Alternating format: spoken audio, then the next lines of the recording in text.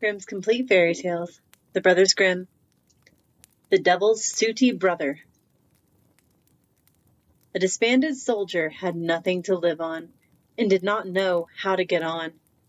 So he went out into the forest, and when he had walked for a short time, he met a little man, who was, however, the devil. The little man said to him, "What ails you? You seem so very sorrowful." The soldier said, "I am hungry, but I have no money." The devil said, "If you will hire yourself to me and be my serving man, you shall have enough for all your life. You shall serve me for 7 years, and after that you shall again be free. But one thing I must tell you, and that is you must not wash, comb, or trim yourself, or cut your hair or nails, or wipe the water from your eyes." The soldier said, "All right, if there is no help for it," and went off with little man, who straightway led him down into hell. Then he told him what he had to do. He was to poke the fire under the kettles wherein the hell broth was stewing, keep the house clean, drive all the sweepings behind the doors, and see that everything was in order. But if he once peeped into the kettles, it would go ill with him. The soldier said, "Good, I will take care." And then the old devil went out again on his wanderings, and the soldier entered upon his new duties, made the fire, and swept the dirt well behind the doors, just as he'd been bidden. When the old devil came back again, he looked to see if all had been done, appeared satisfied, and went forth a second time. The soldier now took a good look on every side. The kettles were standing all round hell with a mighty fire below them, and inside they were boiling and sputtering. He would have given anything to look inside them, if the devil had not so particularly forbidden him. At last he could no longer restrain himself, slightly raised the lid of the first kettle and peeped in, and there he saw his former corporal shut in.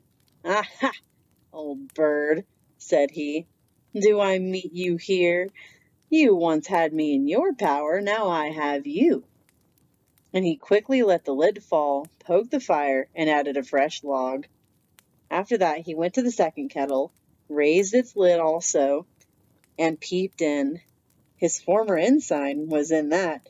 "Aha, you old bird, so I find you here. You once had me in your power, now I have you."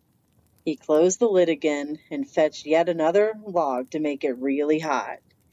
Then he wanted to see who might be sitting up in that third kettle.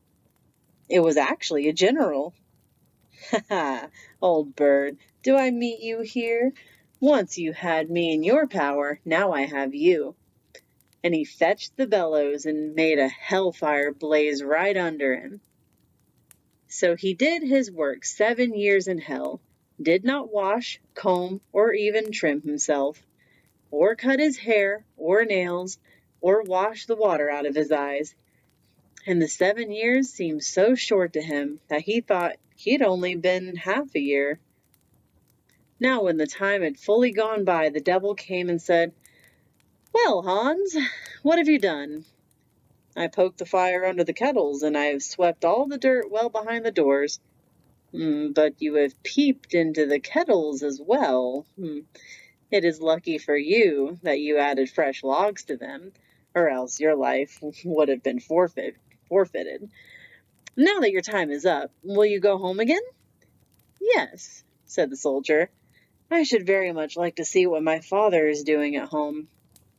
The devil said, "In order that you may receive the wages you have earned, go and fill your knapsack full of the sweepings, and take it home with you. You must also go unwashed and uncombed, with long hair on your head and beard, and with uncut nails and dim eyes.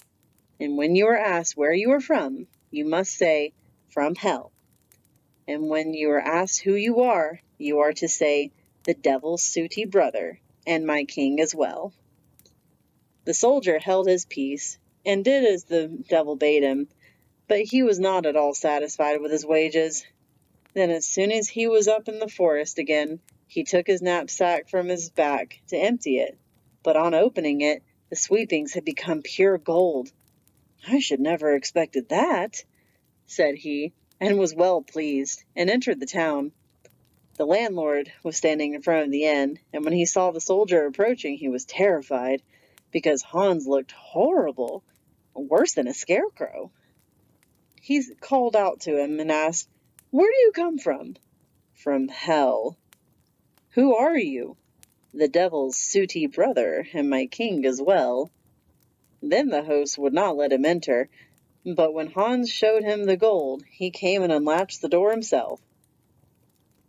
Hans then ordered the best room in attendance, ate and drank his fill, but neither washed nor combed himself as the devil had bidden him, and at last lay down to sleep.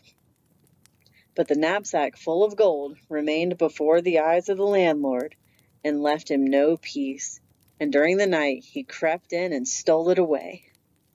Next morning, however, when Hans got up and wanted to pay the landlord and travel farther, his knapsack was gone. But he soon composed himself and thought, "You have been unfortunate from no fault of your own," and straightway went back again to hell, complained of his misfortune to the old devil, and begged for his help. The devil said, "Seat yourself. I will wash, comb, and trim you, cut your hair and nails, and wash your eyes for you." And when he was done with him, he gave him the knapsack back again full of sweepings, and said, "Go and tell the landlord that he must return your money, or else I will come and fetch him, and he shall poke the fire in your place." Hans went up and said to the landlord, "You have stolen my money. If you do not return it, you shall go down to hell in my place, and will look as horrible as I."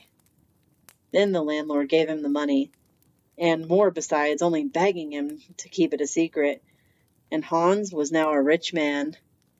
He set out on his way home to his father, bought himself a shabby smock frock to wear, and strolled about making music, for he had learned to do that while he was with the devil in hell.